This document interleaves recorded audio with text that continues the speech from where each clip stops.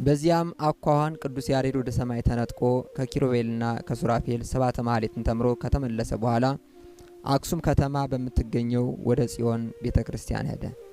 ከዚያም ከቤተክርስቲያኑ ገብቶ ከታቦተ ጽዮን ፊት ቆመና ድምጹን ከፍ በማድረግ ለአብ ምስጋና ይገባል፣ ለወልድ ምስጋና ይገባል፣ ለመንፈስ ቅዱስ ምስጋና ይገባል፣ ከጽዮን አስቀድሞ ሰማይን ፈጠረ፣ ዳግመኛም ለሙሴ የድንኳን ስራ አሳየው በማለት በግዕዝ ቋንቋ የተናገረው ዜማ አሰምቶ ተናገረ። ዳግመኛም የእግዚአብሔር የሕጉ ታቦት ይህችውን ታቦተ ጽዮን ካለችበት መቅደስ ገብቶ ሁለት እጆቹን በታቦቱ ላይ ዘርግቶ ቅድስት ነሽ፣ ብጽዕት ነሽ፣ የተመሰገንሽ የተባረክሽ ነሽ፣ ክብርት ሆይ የከበርሽና ከፍ ያልሽ የብርሃን መውጫ የሕይወት መሰላል ነሽ፣ አምላክን የወለድሽ እመቤታችን ድንግል ማርያም ሆይ ከተለዩት የተለየሽ የመለኮት ማደሪያ ነሽ የሚለውን እስከ መጨረሻው ዘሩና ዜማውን ደረሰ።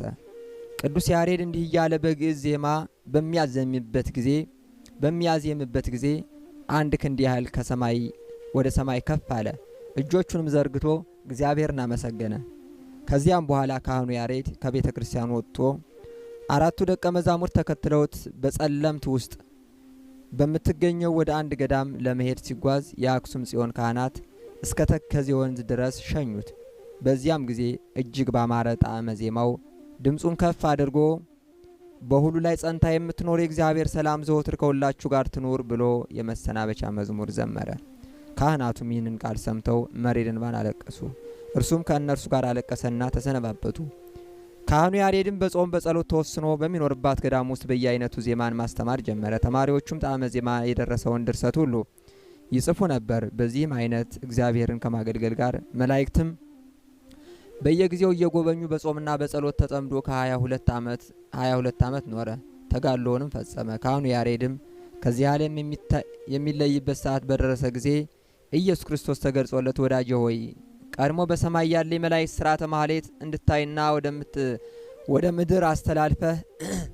ወደ ምድር አስተላልፈህ ይህንኑ ዜማ እንድትመሰርት እንደወደዱ ሁሉ አሁንም ከዚህ ዓለም በምትለይበት ሰዓት እኔ ዳግም ተመልሼ በመጣበት ጊዜ ከካህናተ ሰማይ ሄሮድስ ደማቸው ካፈሰሰ ሕፃናት ጋር በደብረ ጽዮን ትዘምር ዘንድ ሰማያዊ የክብር አክሊልና የብርሃን ልብስ ተዘጋጅቶልሃል ብሎት ጌታ ኢየሱስ ክርስቶስ ወደ ሰማይ ከእርሱ ጋር በምስጋና ኢየሱስ ክርስቶስ ወደ ሰማይ አረገ።